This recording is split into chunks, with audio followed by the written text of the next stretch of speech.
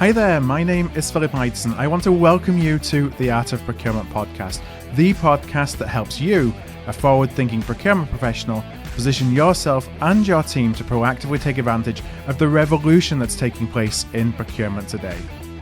By interviewing industry trailblazers and sharing insights from our own experiences, my team and I pull back the curtain and shine a light on the strategies, tactics, and tools that procurement teams are using to elevate their impact.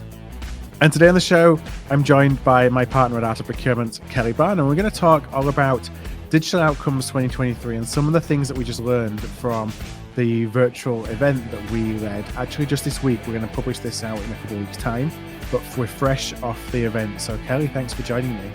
Absolutely, Phil. Now, we want to talk a little bit about some of the learnings that go across all the different sessions, but before we start, it's a little bit of an inside baseball, I guess, but you were you took on the lead role in pulling this event together. What goes into creating an event like this? So much. We started planning this event, sketching out sessions, creating the vision for it, I think back in late October, early November. So it takes a really long time. And it's amazing. I love, for instance, like the Macy's Thanksgiving Day Parade or the Rose Bowl Parade. And it strikes me as that sort of a production effort where you start with this very high level concept or vision of what you want to see. And then you slowly work your way towards the day that it goes live.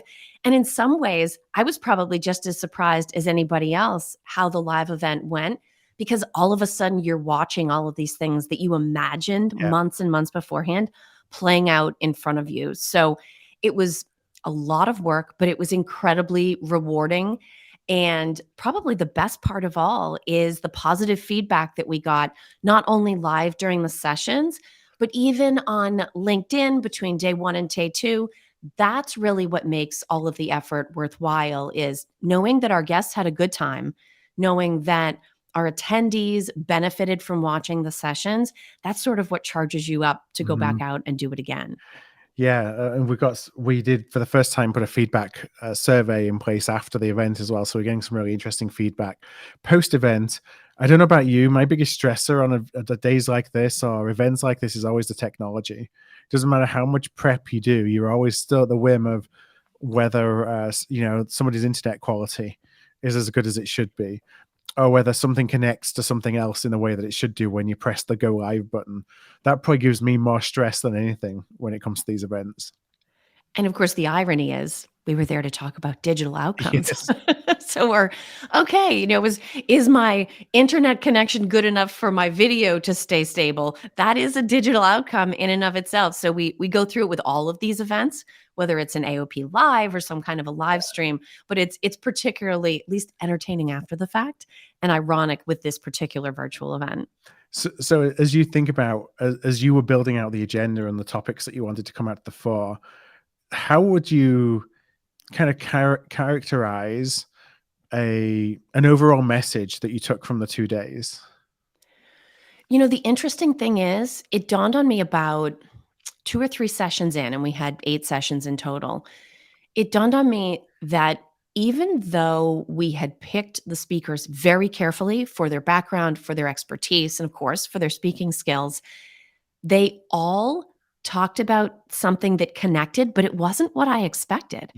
I really thought we were going to get 2 days of very technical, very leading edge, very digital types of discussion. But even with the focus on digital, or actually, I should say, because of the focus on digital, what we really got was a focus on all of these human considerations that were very soft skill oriented, change management oriented, culture oriented. I was fascinated that all of these different speakers who had not coordinated in any way beforehand, that are very well versed in everything from running digital pilots to investing in digital startups to cybersecurity, kind of all came back to human elements. So that was my big takeaway from the 2 days. Now, what was your overarching takeaway? I think mine mirrored it, and it's actually really interesting because just as you're talking there, I'm thinking, well, that's the art of procurement. True. The people side, we talk about the science, and In a lot of regards, the technology and the digitization of procurement is the science, but it's not possible to optimize, let's say, the outcomes from the science without the art. And the art is the people side, and it's the culture, and it's the change management, and it's recognizing when to pull which lever and when not to, because of circumstances within your business, or levels of acceptance within your business, or if you need to start small rather than go big. All those are the things that really determine the outcomes you can drive from anything you do in procurement, but contextually for this event, from digital transformation. And if you don't have them in place, then you really you're starting at the bottom of a very large hill, and it's a really difficult change journey. No, it is. And we heard in several sessions where the issue or the roadblock to progress was not necessarily the availability or the functionality or the maturity of technology. It was the readiness of the organization, both at an overall level and at an individual human level, to adopt and leverage and trust that technology, which is interesting because we've seen so much progress on the digital side. And maybe this event was a solid step towards helping the humans on the other end of the devices and the user interface catch up. Now, in our session, and we talked about this on the blog, and perhaps even in a pod we did at the beginning of the year, about this idea of crossing the chasm. And that's something we talked about in our session. You and I had one together, where it was really this the notion of, how do you take new ideas, the leveraging of new technologies, from it being something that is kind of niche within procurement and only a small group of folks are actually doing or engaging with, to something that's mainstream. And you kind of push out the current mainstream, which, maybe the status quo, and replace it with ultimately some of these new ideas and new ways of doing business, and new procurement operating models and new tech. So we talked a lot about that all the way through the event, and each one of the different speakers had their own little kind of, I think, positioning on that, even though we didn't coordinate that, which was interesting. Yeah. No, it was interesting. And one of the things that it revealed, this idea of the chasm is a little bit like, I think everybody's mother probably said to them once, if all your friends were jumping off a bridge, Mm-hmm. would you do it too? It's sort of that group mentality around what is deemed safe, and how within that each team, each individual makes decisions about risk and ROI. So there's different perceptions, and some of that is hopefully based on the objectives of that organization. But looking at what everybody's doing, deciding if that is going to give you something that you need, if it's something high priority, figuring out the risk, doing sort of an internal calculation, and then saying, okay, I'm going to try this relatively new thing, or I'm going to invest all of my time and effort and resources into the same thing that everybody else seems to be pursuing. It's an interesting set of different decisions that everybody has to make.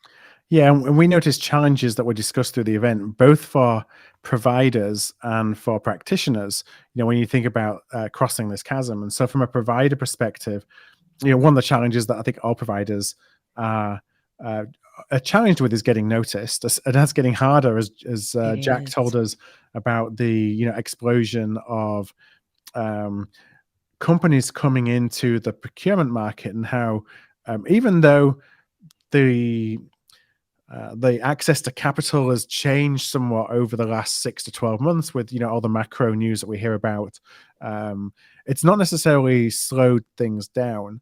So you're continuing to get a lot more providers coming into the market who are doing their best to get noticed. And the people that notice them are not necessarily the people that are going to get them to that majority, Mm-hmm. because you have something new hit the market, and there's always adventurous people in every space. It doesn't matter if it's procurement, if it's fashion, if it's consumer electronics. There's always those people that are going to try something simply because it's new. But what those people want, and even some of the quirks that they're willing to put up with, are some of the same things that are going to prevent that solution from being adoptable and embraceable by the mass market. So it's, you're thrilled to have them pick you up and start a feedback cycle, but maybe disproportionately taking their feedback and going with their user preferences, that could actually be a risk down the road as you're trying to grow. Yeah, and something, again, Jack Freeman said in his session with me, and this is something that's really shaped my thinking over the past 2 or 3 months, based on notes that you took when you did a pre-interview. So we do in all of our sessions, have conversations leading up just to have an idea about what the speaker is interested in talking about. And Jack shared in that pre-interview, but also then in the conversation that we had at Digital Outcomes, how just because some procurement organizations are embracing these new ideas or new technologies doesn't mean that procurement as a whole is increasing their adoption of different ideas, of different technologies, of different models. And that's where some of the not necessarily disconnect, but that's where some of the challenge comes in is, taking some of those ideas, again, mainstream, which is the whole idea of crossing the chasm. And that could be, if we're not successful of crossing that chasm with these new technologies, new ideas, displacing the status quo in procurement, that could ultimately be it's a big risk for procurement as a profession. And I think you pointed out in your session at Digital Outcomes that it is a ridiculously small number of chief procurement officers that are on that digital leading edge. Yeah. I think he said, what could he count them on one hand or two hands? But we're Yeah. talking about single digits of people at large companies. Yeah, we will look, I think that was from a Fortune 50 or Fortune Mm. 100 perspective, but he was basically extrapolating then to say, look, 5 to 10% is what we as an investor look at as being the addressable market right now of all of procurement, of the companies who are really interested in challenging the status quo. Which is, I mean, talk about a long shot, Yeah. right? Because many of these digital startups meet different needs. And so you can't pilot or implement them all at the same time. It's sort of go, no go, succeed or fail decisions that this very small handful of people are making that affects the whole digital procurement landscape. Yeah. Now, from a practitioner perspective, we continue to hear around the importance of aligning with overall business objectives. There was a poll, and I don't have the answers right in front of me. I would encourage anyone to go and listen to the session itself, but where we're talking about what was driving investment in digital technology, and procurement outcomes came out ahead of company outcomes. So there are still these organizations who are looking at this from a very procurement-centric Mm. perspective as opposed to an organization-centric. And by thinking of it through a procurement lens rather than a corporate lens, then introduces difficulties in terms of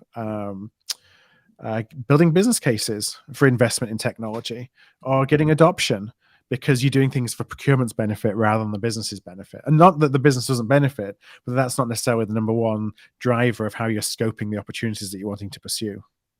Absolutely. And while you were mentioning it, I was actually able to pull up those numbers. And when you talk about the top thing driving that investment, we did find that although procurement outcomes beat out company outcomes, it was procurement outcomes 30%, company outcomes 24%. The top spot of all went to improving the user experience Mhm. with 33%. So at least that message has gotten through that our distributed users, and I really do hope that includes suppliers as Yep. well, are important. And maybe there's a little bit of a correlation between us being able to meet user experience expectations and then indirectly hitting those overall business outcomes. But that'll be an interesting metric, possibly even to rerun in a year or so and see if it's changed at all. And talking about user experience actually then comes back to culture. And that's Yes. something that Jaime from the Department of State was talking about in his conversation with you. Yes, which was a really interesting conversation because when you think, I'll speak based on the US, when you think about the federal government, user experience and agility are not some of the top things that come to mind. And Jaime acknowledged that in our session. He joked about in the past, they call it the federal acquisition process as opposed to procurement, but same idea, talking about it being like a black hole. It's like, yep, that's pretty much what we all think. And yet the effort they have put into taking feedback from inside and outside, improving things, having a liaison, someone actively responsible for soliciting feedback, testing that feedback, implementing that feedback. That, from a cultural standpoint, That's where you're not just looking at the culture of the organization as a whole. You're looking at the culture of procurement and what drives their focus. Mm. That was an incredibly interesting perspective to get to hear. Yeah, and that was kind of sprinkled again across a lot of the different sessions, Yes. in understanding the art of the possible within the constraints of which you're operating in. I think that it's really easy to look at organizations who are doing a fantastic job in digital transformation and in increasing the outcomes that they're driving. We feature a lot of them on Art of Procurement. We feature a lot of them on Art of Procurement to be inspirations and to demonstrate what is possible. But it can be really frustrating if you're in an Yes. organization where either the organizational desire to change, or the situation is as such where it just isn't possible to be able to do the things that you may see others, you may want to emulate what others are doing, and you don't try at all. And so we talked a lot through some of these sessions around picking out what you can do, and I think it was Gavin in his session was talking about crawl, walk, run, Yes. thinking about change management, and, not necessarily just trying to go for the big thing to start with. Or you can have the big vision, but so important to drill that into really small bite-sized chunks, and not to get disheartened if change takes longer than you want it to do, as long as you're on that journey. And one of the things that he pointed out in his session, where we took sort of an extreme sports slant on digital transformation, he was talking about climbing the comparable vertical height of Mount Everest, which is 29,029 feet. Mm-hmm. And he said, you have never failed until you quit. Yeah. And I mean, what a great, we could all just put that up on our wall, Yeah. right? But the thing that for me most ties to procurement about that is we haven't always used the phrase procurement transformation or digital procurement transformation, but we've been doing this work for a couple of decades now. And sometimes you think to yourself, why are we still doing this? Like, didn't we already transform? But the fact of the matter is we're on an evolutionary journey. You're never done. And so as long as we stay on that journey versus trying to think about ourselves as reaching some kind of hypothetical destination, just don't quit and you're moving in the right Yeah. direction. And we talked about with Keith, Blesson, and Pierre. So Keith and Blesson are procurement executives at Brinks and at Thermo Fisher. And Pierre is chief product officer at Spend HQ, formerly founder of Pear Angusta. And we were talking about what is the role of procurement. We're talking about performance and procurement driving high performance, but thinking what is procurement's place, if you will, in the organization, and how they think of themselves as being a provider into their organizations, offering a service into their organizations. And they all spoke to you about the idea of servant leadership. And this was one of those examples of a comment that I did not see coming. Mm-hmm. I'm thinking, okay, we're going to talk about digital transformation at these very large, sophisticated companies. And part of the treat for me in having Keith there, who very graciously actually joined us from vacation, was that back in my practitioner days, I sourced armored car services, and it is sophisticated beyond what I can tell you. Mm-hmm. And so having everybody together in that session, I actually believe it was Blesson that brought up the idea of servant leadership. That's not what I would have expected to hear about in a session or an event with a digital focus. And yet, if you think about, again, back to approach, back to culture, back to priority and experience, the environment that you create for other people to effectively do their jobs in, if you can do a good job at that, there is nothing that can stop procurement from succeeding. Right. Now, that being said, I think the last theme that we could kind of pull together from the different sessions was that of risk. Yes. And obviously, there are risks abound in anything that you do from a procurement perspective, in any perspective, frankly. It's just understanding what those are and having a plan to mitigate. We talked with Joe Peterson about cyber risk, which was really interesting because it's one of those things that I can only speak personally as when I was a procurement practitioner, and cyber risk wasn't as prevalent as it was then, as a thought, as a as a profession, as something you needed to be concerned about that much. But you would always kind of know cyber risk existed, or cybersecurity risks existed, and you were never really sure what to do about them. So Joe gave us a really good kind of actually some checklists Yes. in how to think about what cyber risks exist when we are ultimately going and sourcing these new technologies, what to be afraid of, not what to be afraid of, what to be aware of, what are some of the red flags, what are some of the questions to ask.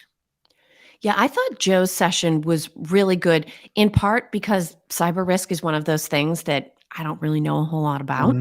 Mm-hmm. But she made it very accessible, and to this idea of never quitting, she sort of gave us the one of those first step on the journey of 1,000 miles kind of pieces of information where she said, "Listen, learn the terminology. These are some things to ask your suppliers if they're keeping an eye on, because simply a yes or no response is going to tell you everything you need to Yeah. know." So, as big and as scary and intimidating and technical as cyber risk and cybersecurity sound, and talk about something that is never done evolving, right? The bad guys don't ever take a day off, ever. So you constantly have to keep refreshing your knowledge and updating your understanding. But she said, look, you know, learn a few of these terms, consult a few of these resources, ask a few of these questions, and you're going to cover the vast majority of the risk associated with this. Yeah, and then Jack was talking about risk from a market perspective of working with smaller companies who are, reliant on being able to raise additional funds to Yeah. continue their growth and their journey. And some of the things to look for when you are questions to ask when you are working with smaller organizations, but also I think reminding us that it's if you're a larger buyer or if you're an early buyer with a procurement tech firm who's an emerging procurement tech firm, that there is risk because Mhm. you um, they are always looking for the next round of funding, and there's potential product changes or market changes and all those things to be aware of. But also you have an opportunity to shape the future with those companies. And so it's really about not necessarily looking at those as being transactional. I'm going to buy a piece of software, I'm going to go and plug that into my tech stack, and we're good to go. It's a lot more collaborative, and recognizing sometimes when you're a big company too that you may be asking things of that younger, smaller company that they just don't necessarily have the capability to deliver on in the time frame that you might want them to. Completing documents as an example, Yeah. for security assessments and things. And that doesn't mean there's anything to hide. It just means that they may need a little bit of help or a little bit of, upfront warning so they can plan for it and what you may be asking for from them. And even if something that you're piloting doesn't end up rolling out at scale in the organization, you've still learned something about your team. You've still been through the experience. I think it's a little bit about containing the risk as well as understanding it, sort of limiting the reach, limiting the number of people that come into contact with it. But we certainly can't go into every one of these situations expecting it to succeed and being surprised in some cases when it Yeah. doesn't. So let's kind of start to wrap up by just pulling everything together, that some of these threads and some of the takeaways. Now, something that we didn't necessarily touch on earlier, we had a session with Ruhi Rutan, who's the CEO and co-founder of Upstream, and she was talking about, thinking about digital technology, digital platforms, not necessarily as being a threat to us in terms of, well, it's going to take away this work, or, what's going to be left for me, but actually as impact multipliers. And I really like Mm. that phrase of impact multiplier, because it kind of empowers you to think about what can I do differently as I start to think. And this is in the context for Lihi was around automation and areas that we can automate procurement. But I definitely took that away. It's something that we say a lot, not to be afraid of these new technologies, but to look at ways that it actually is going to help you ultimately drive more impact and better outcomes, which is really what the theme of the event was all around. And also the advice that it can provide us with in terms of how we have to reposition procurement internally. If we're looking at a solution that feels a little bit scary, but we're able to reframe it in our minds as an impact multiplier, we also need to make sure that stakeholders see it the same way. Even with an example like sourcing, procurement sees that as, look, we're trying to achieve objectives beyond savings. We're trying to do other things. We're trying to discover what else is available in the marketplace. The business sees, oh, this is the part that takes a really long time. Yeah. Right? They're not necessarily connecting those broader outcomes with the longer, slower journey that we go on. And I think around those impact multipliers, we want to make sure that the right message gets across. It's like an internal branding exercise. Yeah. And I think the next thing is that it's okay to take baby steps. We had Yes. Nufreed from Johnson & Johnson, who's responsible for Johnson & Johnson's procurement tech stack, talking about 100-day pilots along with Herman and Matthias from DPW, and how really doing the pilots is just such a great way of understanding kind of what is possible, what might not be possible, and to take learnings rather than to try and do these big wide-scale change management programs off the bat. Yeah, and she shared something else that actually surprised me from this event. So she was talking about J&J's procurement garage. Now, I know there's other digital and procurement garages out there. I always, maybe this says something about growing up, I always associate that with, oh, we call it a garage because that's where you experiment. That's where the dirty stuff happens. There's a reason it's not the procurement kitchen table or the procurement bathroom counter. It's the garage because this may truly not go well. But she gave a different image with the garage concept. She talked about how, like, no, it needs to be like a car. The door goes up, you go in and out. Yeah. Right. And so this sort of quick strike 100-day pilot contained opportunity where you figure it out fast and then you either extend or you end. I thought that was really interesting. Yeah, it's like everything's contained within this small space before you decide whether you're going to take it further and broader. And we touched on it a little bit already in the pod about being able to read the room. And that just ties into understanding what's possible and what's not possible within your organization, and not necessarily trying to do something that is going to be, seen as being just too far out there. You got to bring everybody along for the ride. Oh, and which brings us back to an oldie but a goodie that came up in many of these sessions: change management. Yes. the human element, the helping people, certainly reading the room, like you said, and figuring out what's going to make the most positive impact. But then even once everybody has agreed this is a good idea, that doesn't mean they're going to have a good time making the change. Yeah. And so if procurement can study up and improve our self-change management skills and then develop leadership capabilities in that area, that is going to open so many doors to the different kinds of digital outcomes we can have in the organization. Well, I think that's a good place to leave things. It was another, we're a day removed from the event now, and I think that we're really proud of the sessions that we're able to share and the just really good kind of experiences and perspectives that the guests shared. So we take a break for a couple of days and then start the planning for the next one. Oh, I'm sorry. I missed that. We're taking a break?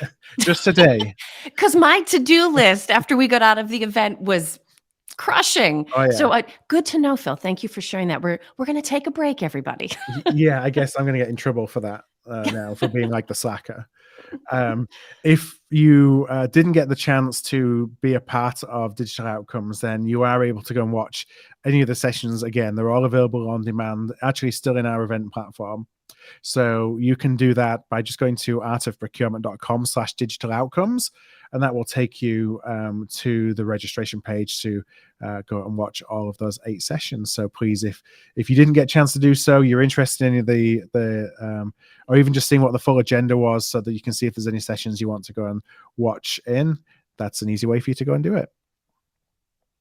All right, so I guess I'm going to go and have a relaxing end to my Friday while you go and attack a 3-page long to-do list. Yeah, I'm going to go write 6 white papers. Yeah. And actually, let me add in too, just because Digital Outcomes is over doesn't mean the events are coming to a pause. It's part of why we're still so busy. Go to artofprocurement.com/calendar. We have so many events coming up, regardless actually of when you're listening to this, but particularly when I know this is going to publish, we have a whole bunch of things in the calendar. Yeah. So go check those out, as well as Digital Outcomes. All right, a good final plug, Kelly. Well, I want to thank you, Kelly, again for all the work that you've done in pulling together Digital Outcomes, and of course everything you're doing while I'm just sat here kind of enjoying myself. And I want Which to nobody buys, by the way. and I want to thank everybody as well for listening into the podcast today. And we look forward to bringing another interview to you next week. So until then, enjoy the rest of your week.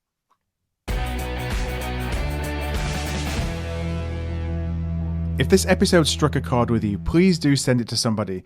We grow here at Art of Procurement through word of mouth, and that would be really appreciated. You can also support us by giving us a thumbs up, a star rating, or a review wherever you listen to your podcasts. Since 2015, we've built the world's largest free resource for procurement professionals looking to elevate their impact. Our resources span podcasts like this, videos, blog posts, papers, and events.